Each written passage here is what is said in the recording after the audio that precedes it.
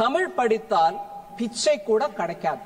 That one line is enough, sir, but I will read the passage. What does it mean?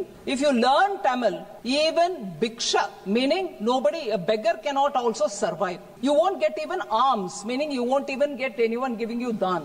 Tamil படித்தால் பிச்சை கூட கிடைக்காது. தமிழ் படித்தது பிச்சை எடுப்பதை தவிர வேற உயிர் வாழ ஒன்றுக்கும் பயன்படவில்லை என்பதோடு இதற்காக செலவு செய்த காலத்தை வேறு துறையில் செலவிட்டால் வாழ்வில் பயன் ஏற்பட்டிருக்கும் என்பதை 100 ஆண்டுகளுக்கு முன்பே தமிழ் கற்ற ஒரு அனுபவ புலவர் பாடியுள்ளார்.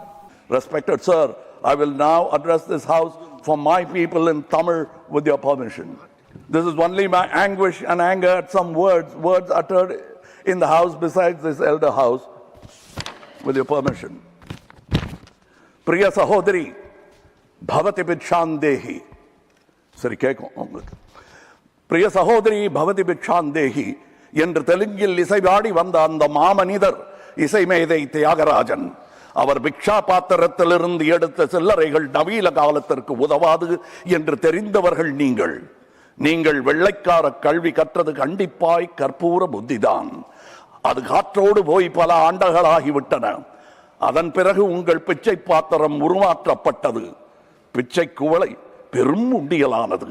அந்த உண்டியலை உடைத்து நிதி திரட்ட உதவுவோர் இன்று தமிழரை பார்த்து என்ன சொல்லுகிறீர்கள்? தமிழ் பிச்சை எடுக்க கூட உதவாதா? ஓரளவு உண்மைதான்.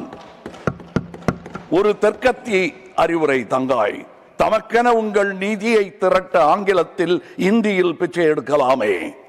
தமிழ் பிச்சை எடுக்க உதவாது, திருடவும் உதவாது. தமிழன் பிச்சை எடுக்க மாட்டான், அதுவும் உங்கள் பிச்சையை ஏற்கவே மாட்டான். தங்கச்சி, ஓட்டையும் நாட்டையும் இந்த கமலஹாசன் விற்கவே மாட்டான். உங்கள் சாபங்களில் எங்களுக்கு நம்பிக்கை இல்லை. Please conclude. உங்களுக்கு இருக்கக்கூடும் என்ற நம்பிக்கையில் நீங்கள் உணர என் திட்டத்தை சாபமாய் போடுகிறேன். கருணையுடன் நீங்களே ஏற்பீர். உங்கள் இஷ்ட தெய்வங்களை வேண்டிக் கொள்ளுங்கள்.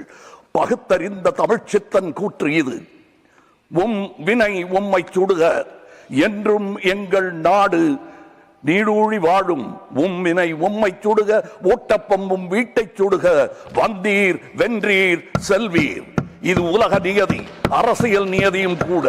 வீழ்க வளமுடன், தமிழ் என்றும் வாழும் நலமுடன். வணக்கம் அவை வந்தடைந்த தலைவர் கூட்டத்திற்கு. சென்றும் வருவேன், நாளை யமதே.